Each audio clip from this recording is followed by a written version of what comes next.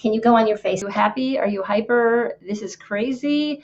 Do you have toilet paper? Are you having a good day? Did you hang out in the sun today? Anyways, welcome. I thought I'd put together something, Zap Your Birth Anxiety, because I've read some stuff in the newspaper. I've seen comments. There's some panic and anxiety because these are scary times. They're uncertain times. Okay, stop. Did you catch that? I just told you these are scary times. Things are uncertain. It's unusual. And that right there will cause you anxiety when you listen to somebody else's opinion to tell you how you should feel, to define it for you, to define, oh, this is a scary time. How many times have you had other people around you or doctors or, oh, birth can be dangerous. This is what it's going to be. It's going to be painful. So that's the first thing that I wanted to mention is do not let the outside world affect your inner world. That's very important. That's one of the most important things you can do if you are expecting a baby. You have to work on your inner peace. So today, I just want to take a little time and talk about this topic. I really want to encourage you to be calm and to be relaxed in whatever situation you find yourself in, whether you're planning a hospital birth, whether you are 30 weeks along, whether you just found out you got pregnant. So I just kind of want to give you 8 or 9 ideas. Okay, great. I see that things are going through. The lighting might not be so great. Again, I don't do this too often. I was really hoping to do StreamYard because tomorrow a friend of mine and I will be talking about birth issues, and it's going to be exciting, and I hope I can get the StreamYard working. So anyways, the first thing to do is to not let the news come into your world. When you find yourself pregnant, you focus on your world and your family, and that's what you really need to do. So I want to read to you the Serenity Prayer, and this is a nice thing to post. Okay, so you've all heard of it, but I'll read the whole thing. And God grant me let me put my little reading glasses on. God, grant me the serenity to accept the things I cannot change, courage to change the things I can, and wisdom to know the difference. Living one day at a time, enjoying one moment at a time, accepting hardships as the pathway to peace, taking, as he did, this sinful world as it is, not as I would have it, trusting that he will make all things right if I surrender to his will, that I may be reasonably happy in this life and supremely happy with him forever in the next. Amen. Now, some of you may not be Christian, but this does have a lot of wisdom to help you alleviate your anxiety. First of all, live one day at a time. Enjoy it and trust in the process. That's really important to work on. So, hi, Cambry and Clarissa. Nice to see you. Hi, Rob. All right. So the Serenity Prayer, you are to accept the things that you have control. We should talk a little bit about control. There are some things in life we do not have control over, and there's some things we do. So try not to get too neurotic about the things you can't control. We don't know what tomorrow will bring. We can only try to do the best we can with today and with our resources and with what we have today. So, and it's important to take care of yourself. More and more cities and counties are declaring preparing your stay safe in place, or whatever they're calling it. And I certainly hope that you as a pregnant woman will go outside and get that fresh air and walk and exercise. You need to get your body ready to give birth. And to me, I think pregnancy is exempt from some of this. So I hope you're not sitting around waiting. I hope you're being proactive and that you can go outside, take walks, exercise within your home, get those endorphins and the dopamine going, and just breathe right, and just to a um, feel a sense of peace through your breath. Meditation, prayer, these are all things you can focus on yourself and focus in the present. And by taking care of yourself, it's very important, the nutrition. And all of these things come together. And the more that you are focused on your inner peace and your well-being, the less you can be affected by the outside world. And it'd be really nice. I'm hoping that you have a partner who is somewhat of a protector, and that you haven't lost a job or you haven't have extreme stress going on. Our family, I've had 2 daughters who just lost jobs. One was given a 2-week notice, and another just yesterday was given a 4-hour notice. That's it. Okay, that is stressful, but they will survive. They will find opportunities, and it may take some time. I've also had 2 people very close to me exhibit the symptoms of the coronavirus, and they went and took the COVID-19 test, and I'm happy to report that both were negative.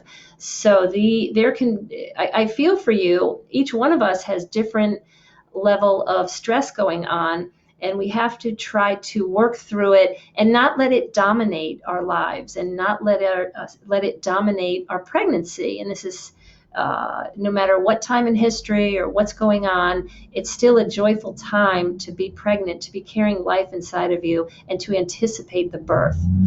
I wrote a couple of notes down here.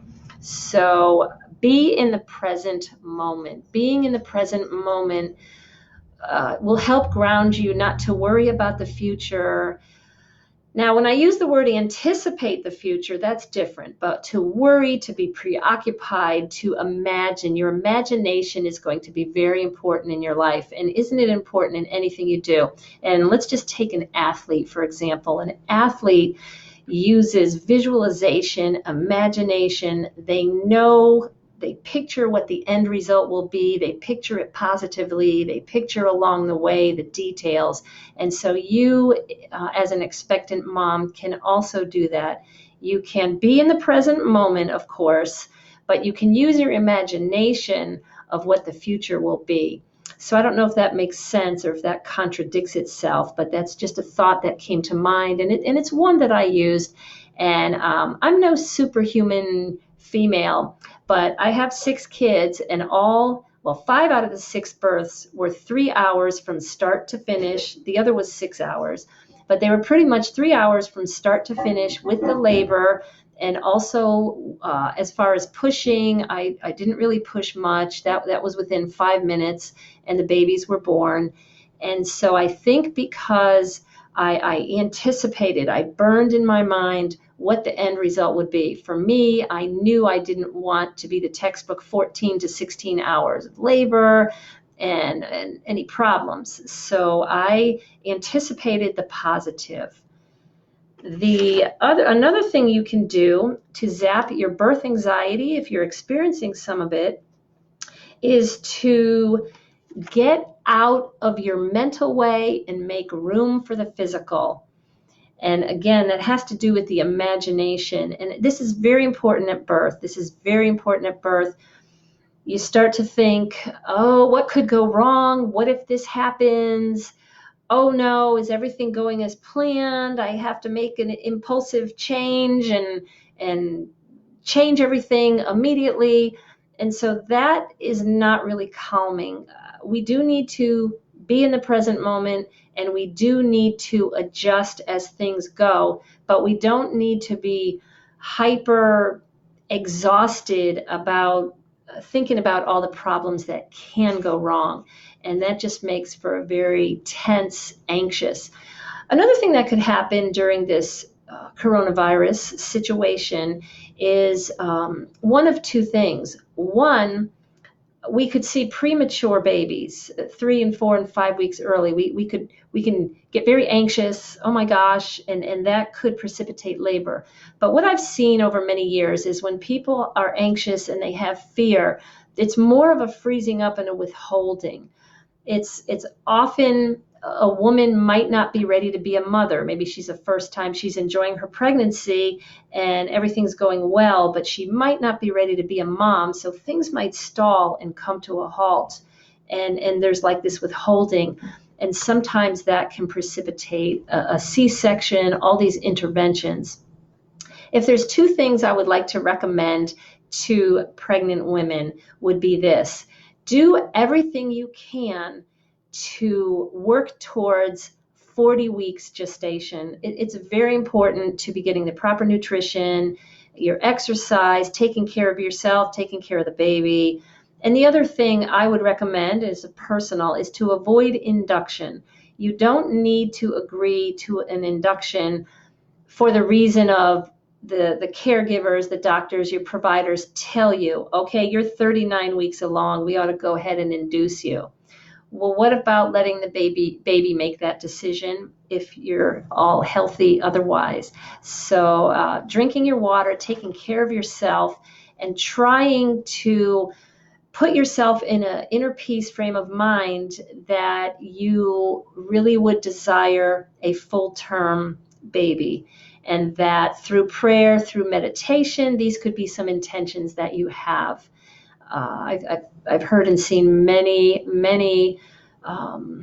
early babies. And so it would be really nice to set the goal of full term. Again, regardless of what's going on out there, this situation will pass us by. It's not going to last forever. But your pregnancy, your birth, that will be an experience you remember forever. It's your family. And so I hope that you can maybe don't listen to the news, don't pay attention. You know the basics about it. Just go on with your life. This is an opportunity. Isn't this a great opportunity to stock up in your freezer, to make some meals? It's an opportunity to slow your life down, to really slow your life down. If you were a busy mom and this is your second or third child and you're working, you're busy, you're taking your kids around, this is a time to slow down, and that's actually a good thing. The other thing that I really highly recommend is to figure out what you are afraid of, and one by one, try to set those aside. And so I have 6 kids. I had 4 in the hospital, 2 home births. I am an unassisted home birth advocate, where that's the other extreme, where I was very liberated to come to the conclusion that my husband and I could have the babies at home alone, and that's what we did. And so I don't know who's joining me here at what level, what your plans are, but what I wanted to say about that was that the things that I was afraid of initially, after having 4 experiences in the hospital, I had the concern that I could have excessive bleeding or the cord could be wrapped around the baby's neck. And research easily alleviated those situations. The reason I had a little excessive bleeding, not excessive, but extra bleeding, so the nurse said, with my firstborn, was because the doctor was in a hurry, and after the baby was born, he kind of, was yanking on my placenta to get it out. I gave birth at 1:41 a.m. and the doctor came in and told me, he had fallen asleep and he woke up, was speeding to the hospital and almost hit a deer on his way in. And so the doctor was tired. My labor and delivery went very quickly. And then I think he wanted to just clean up the mess, and pull up, get it going, get it cleaned up and go home. So I had extra bleeding, but I didn't know this. The years went by and I just thought, ooh, I'm a woman that has had a baby and I have extra bleeding. So I learned that that was probably caused by the doctor. My body just didn't do a freak thing and just hemorrhage for no reason. And so that's the thing. Another thing to alleviate your anxiety is to find out why. Determine what it is that you're afraid of. Do a little research and you'll find out. You'll probably find your answers. And as far as cord wrapped around the neck, we would just go ahead and unravel it if that were to happen. In an extreme case, I would cut it if we saw it was short, to get the baby out. So I would do life. I would make major decisions based on the situation. So anyways, you figure out what it is. What are you afraid of? Are you afraid of going to the hospital and catching germs?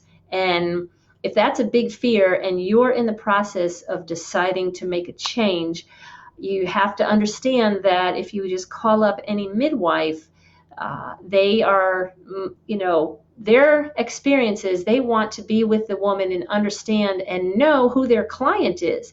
So you can't expect to call someone up at 38 weeks and expect to get a midwife. There's going to be a little process there. She's liable and really wants to make sure everything goes well, and taking on a client is a very major step. So if you are going to the hospital and you want to have a home birth, you might have to look around. You have to look around and see what your options are. And I didn't like the article I saw in the Washington Post or the New York Times where delivery rooms were telling people you can only bring one person. And again, when you sign up for a birth with a certain caregiver, there will be stipulations, rules, and regulations. And the question for you is, do I want to conform to them?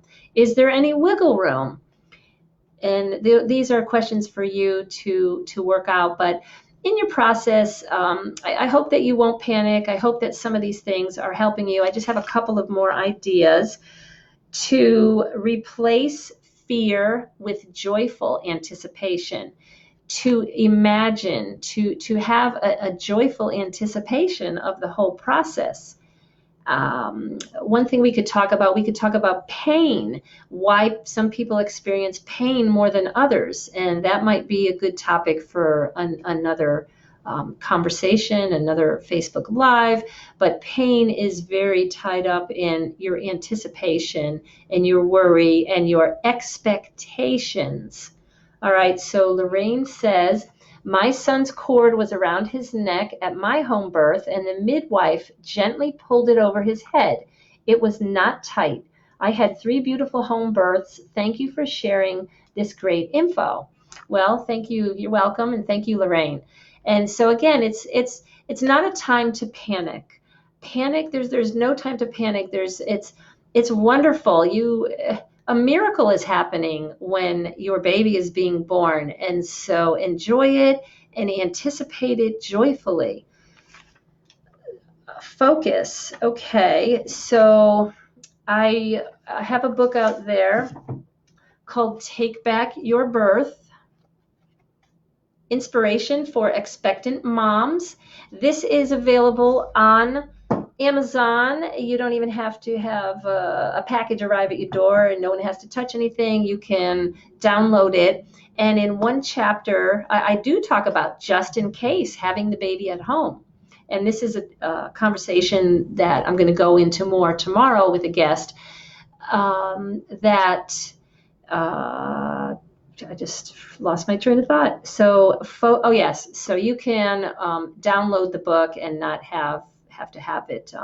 But just in case, what to do in emergency, and natural childbirth. And one chapter is focus. And I came up with focus many years ago. And basically, I encourage women to focus during their pregnancy. F is for fortitude, and that means strength of character, just having strength going into this pregnancy, into this birth with strength. And O is for other people's opinions. That's a big one. If you were college educated, you took your general psychology class, Abraham Maslow, the hierarchy of needs. We all have belongingness needs, and this is difficult. When we want to belong, we are affected by especially other women close to us, births and their stories. Other people's opinions can sometimes really be to our detriment. Don't watch the movies that almost every movie will portray birth not in a very empowering way. Other people's opinions will tell you, this happened to me. So you have to really set aside other people's opinions. But it's tough because we do want to feel belongingness and a sense of tribe. You hear the word tribe, I want to belong to my tribe. The other word the other C in focus is for confidence. Very important to develop your confidence. You can develop your confidence by putting the right nourishment into your brain and body, and you're growing this baby and you're doing it confidently. Also, I think confidence has to do in our culture with mothering and motherhood, and being a mother and a mom sometimes is not as important as having a prestigious career or a paycheck or contributing in other ways. But you will develop the confidence in yourself, in your female body, if you think highly of motherhood. And so confidence is a big one. And the U in focus is unwavering determination. And I will say that I definitely had unwavering determination. Nobody was going to stop me. You're focused on a path. You are determined. You're determined to have an outcome, to seek an outcome. And the last one, S, is silence and surrender.